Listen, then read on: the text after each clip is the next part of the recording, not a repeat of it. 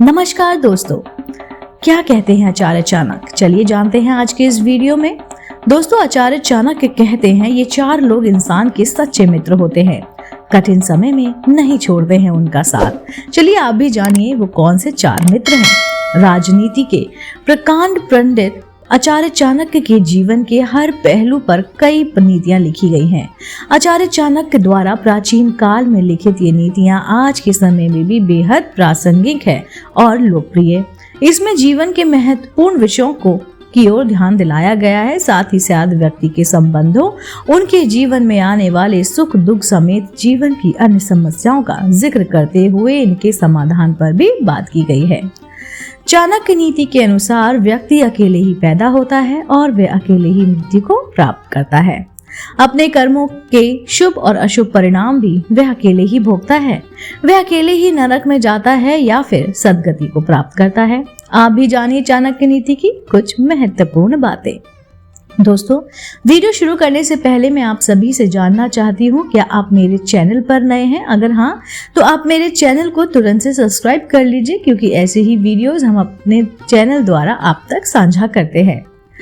दोस्तों, आचार्य चाणक्य क्या कहते हैं? आचार्य चाणक्य की नीतियों के अनुसार वे लोग इस दुनिया में सुखी हैं जो अपने संबंधियों के प्रति उदार हैं, अनजाने लोगों के प्रति सहृदय है और अच्छे लोगों के प्रति प्रेम भाव रखते हैं। दुष्ट लोगों से वो दूर रहते हैं और उनका व्यवहार उनके साथ बहुत ही ज्यादा कम होता है। विद्वानों से कुछ नहीं छुपाते और दुश्मनों के सामने साहस दिखाते हैं।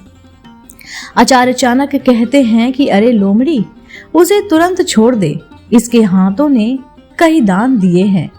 जी हाँ, इसके कानों ने कोई विद्या ग्रहण नहीं की है, इसकी आंखों ने भगवान का सच्चा भक्त नहीं देखा है, जिसके पांव कभी तीर्थ क्षेत्र में नहीं गए हैं, जिसने अधर्म के मार्ग से कमाए हुए धन से अपना पेट भरा और जिसने बिना मतलब ही अपना सर ऊंचा उठा रखा है। अरे लोमड़ी, उसे मत खा, नहीं तो तू दूषित हो जाएगी।